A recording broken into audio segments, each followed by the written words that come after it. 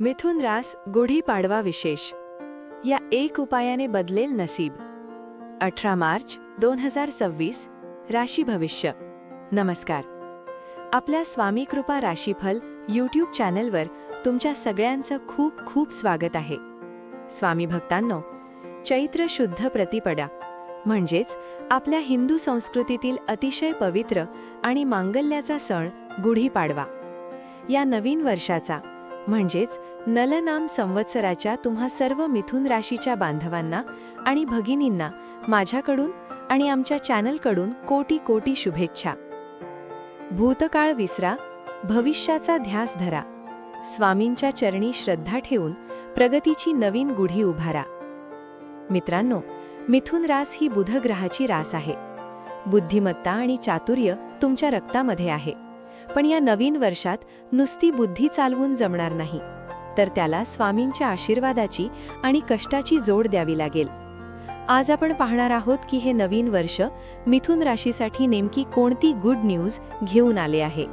आजचे पंचांग सांगते की आज उदयोदय होताच आपण नवीन वर्षात पदार्पण करत आहोत. आजचा दिवस 3:30 मुहूर्तापैकी एक आहे. त्यामुळे आज जे काही कराल ते अक्षय्य टिकणारे असेल. गुढी उभारण्याचा शुभ मुहूर्त सकाळी 6:30 ते 9:30 गुढी उभारणे अत्यंत श्रेयस्कर ठरेल. आज दुपारी 3 ते 5 या काळात घरामध्ये बसून सामूहिकपणे श्री स्वामी समर्थ जप केल्यास घरातील वास्तुदोष दूर होतात. ज्या घरात पाडव्याच्या दिवशी स्वामी नामाचा गजर होतो तिथे वर्षभर गरिबी टिकत नाही, असा माझा अनुभव आहे. त्यामुळे आज थोडा वेळ काढून स्वामींशी संवाद नक्की साधा. करिअर आणि व्यवसाय. मिथुन राशीच्या लोकांसाठी हे हिंदू नववर्ष बौद्धिक क्रांतीचे ठरेल. गुढीपाडव्याच्या मुहूर्तावर ग्रहांची स्थिती अशी आहे की जे लोक नोकरीमध्ये आहेत त्यांना पदोन्नतीचे किंवा पगारवाढीचे संकेत आज मिळतील. मिथुन ही बुधग्रहाची रास असल्याने तुमची संवाद कौशल्ये आज कामी येतील. जर तुम्ही स्वतःचा व्यवसाय करत असाल तर आज एखादा नवीन प्रकल्प किंवा डील फायनल करण्यासाठी सर्वोत्तम दिवस आहे. विशेषतः जे लोक शिक्षण, सल्लागार किंवा लेखन क्षेत्रात आहेत त्यांच्यासाठी हे वर्ष सुवर्ण काळ ठरेल.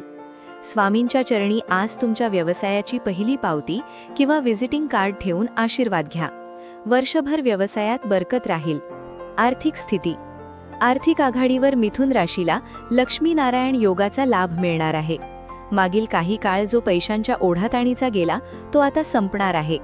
आज पाडव्याच्या शुभ मुहूर्तावर केलेली छोटीशी गुंतवणूक भविष्यात सोन्याचे अंडे देणारी ठरेल. शेअर बाजार किंवा सोन्यामध्ये गुंतवणूक करण्यासाठी आजचा दिवस अत्यंत फलदायी आहे. मात्र एक गोष्ट लक्षात ठेवा, कोणालाही आज उधार पैसे देऊ नका, कारण ते परत येण्यास अडथळे येऊ शकतात. घरासाठी किंवा मुलांसाठी आज एखादी महत्त्वाची खरेदी करण्याचे योग आहेत. स्वामींच्या कृपेने तुमची तिजोरी यावर्षी रिकामी राहणार नाही. फक्त नियोजित खर्च करा. आरोग्याच्या बाबतीत नलनाम संवत्सर मिथुन राशीला थोडे शिस्त लावणारे ठरेल.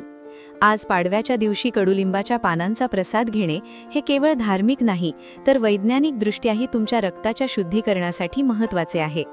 ज्यांना पोटाचे विकार किंवा पित्ताचा त्रास आहे त्यांनी आजपासून आपले दिनचर्येत बदल करावा. मानसिक शांतीसाठी आज 10 मिनिटे स्वामी समर्थ जप करा, कारण मानसिक ताण तुमच्या शरीरावर परिणाम करू शकतो. आज संध्याकाळी घराबाहेर फिरताना स्वतःची काळजी घ्या. निरोगी शरीर हेच या वर्षातील तुमचे सर्वात मोठे यश असेल. कुटुंब आणि नातेसंबंध. कुटुंबात आज मांगल्याचे आणि आनंदाचे वातावरण राहील. गुढी उभारताना घरातील सर्वांचे चेहरे आनंदी असतील. जोडीदारासोबत असलेल्या जुन्या मतभेदांवर आज पडदा पडेल. जर तुमच्या मुलांच्या विवाहाची चिंता असेल तर या नवीन वर्षात ती दूर होताना दिसेल. आज नातेवाईकांकडून किंवा मित्रपरिवाराकडून एखादी सुखद बातमी कानावर पडेल. संध्याकाळी सहकुटुंब एखाद्या मंदिरात किंवा स्वामींच्या मठात जाऊन दर्शन घेतल्याने घरातील कलह शांत होतील. घरामध्ये सकारात्मक ऊर्जा टिकवून ठेवण्यासाठी आज उंबरठ्यावर सुंदर रांगोळी काढून दीप प्रज्वलन करा. विद्यार्थ्यांसाठी हा पाडवा सरस्वती प्रसन्न असल्याचा काळ आहे. मिथुन राशीची मुलं मुळातच हुशार असतात, पण तुमची एकाग्रता कमी पडते. या नवीन वर्षात तुम्हाला ध्येय गाठण्यासाठी कठोर मेहनत घ्यावी लागेल. स्पर्धा परीक्षेचा अभ्यास करणाऱ्यांसाठी एप्रिल महिना खूप महत्त्वाचा आहे. आजच्या दिवशी सरस्वती देवीची आणि स्वामींची पूजा करून नवीन विषयाचा अभ्यास सुरू करा. मोबाईल आणि सोशल मीडियाचा वापर कमी केल्यास तुम्हाला अपेक्षित यश नक्की मिळेल. स्वामींचा आशीर्वाद तुमच्या पाठीशी आहे. फक्त कष्टाची तयारी ठेवा. शुभ रंग आणि अंक. शुभ रंग केशरी आणि सोनेरी. आज पाडव्याच्या निमित्ताने केशरी किंवा सोनेरी रंगाचे कपडे परिधान करणे तुमच्यासाठी अत्यंत शुभ आहे. हा रंग उत्साह आणि विजयाचे प्रतीक आहे. जर तुम्हाला शक्य नसेल तर किमान एक पिवळा किंवा केशरी टिळा कपाळावर लावा. यामुळे तुमची विचार करण्याची क्षमता सकारात्मक होईल. शुभ अंक 3 आणि 5. तुमचा आजचा लकी नंबर आहे 3 आणि 5. नवीन वर्षात कोणतीही महत्त्वाची गुंतवणूक करताना किंवा नवीन काम सुरू करताना या अंकांचा प्रभाव तुम्हाला यश मिळवून देईल. स्वामींचा महाउपाय. स्वामी भक्तांनो, पाडव्याच्या मुहूर्तावर एक असा महाउपाय मी सांगणार आहे जो तुमचे संपूर्ण वर्ष सुखाचे करेल. उपाय: आज गुढी उतरवण्यापूर्वी तिच्यासमोर बसून श्री स्वामी समर्थ तारक मंत्राचे 11 वेळा पठण करा.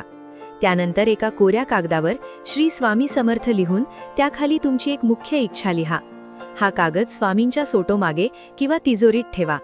विशेष सेवा: आज शक्य असल्यास गुळाचा आणि सुंठवड्याचा नैवेद्य स्वामींना दाखवा आणि तो प्रसाद घरातील सर्वांना वाटा. हा उपाय केल्याने घरातील दारिद्र्य दूर होते आणि अडकलेली कामे मार्गी लागतात. स्वामींच्या चरणी नतमस्तक व्हा. ते तुमचे रक्षण नक्की करतील. पाडव्यानंतरचे पहिले पाऊल. मित्रांनो, पाडवा साजरा केल्यानंतर खरी परीक्षा उद्यापासून सुरू होते.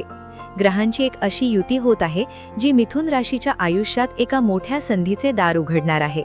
ती संधी कोणती आणि उद्या कोणती एक गोष्ट तुम्हाला घराबाहेर पडताना टाळायची आहे, हे सर्व आपण जाणून घेऊया उद्याच्या विशेष भागात. उद्याचा व्हिडिओ पाहायला विसरू नका. स्वामी भक्त संवाद. तुम्हा सर्वांना पुन्हा एकदा हिंदू नववर्षाच्या आणि गुढीपाडव्याच्या अनंत शुभेच्छा. तुमच्या आयुष्यातील दुःखाची गुढी उतरून सुखाची गुढी कायमची उभी राहो, हीच स्वामी चरणी प्रार्थना. व्हिडिओ आवडला असेल तर नक्की लाईक करा आणि कमेंटमध्ये पूर्ण श्रद्धेने लिहा, श्री स्वामी समर्थ. भेटूया उद्याच्या भागात. तोपर्यंत स्वामींच्या नामात रहा. आणि हो, हे राशी भविष्य ग्रहमानावर आधारित एक सर्वसाधारण अंदाज आहे. प्रत्येक व्यक्तीची कुंडली आणि ग्रहदशा वेगळी असू शकते. त्यामुळे वैयक्तिक निर्णयांसाठी तज्ज्ञांचा सल्ला नक्की घ्या. तुमचा आजचा दिवस सुखमयी आणि प्रगतिकारक जाओ, हीच स्वामीचरणी प्रार्थना. धन्यवाद. श्री स्वामी समर्थ. असेच माहितीपूर्ण लेख रोज मिळवण्यासाठी आत्ताच आपल्या चॅनलला सबस्क्राईब करा, लाईक करा आणि शेअर करा. धन्यवाद.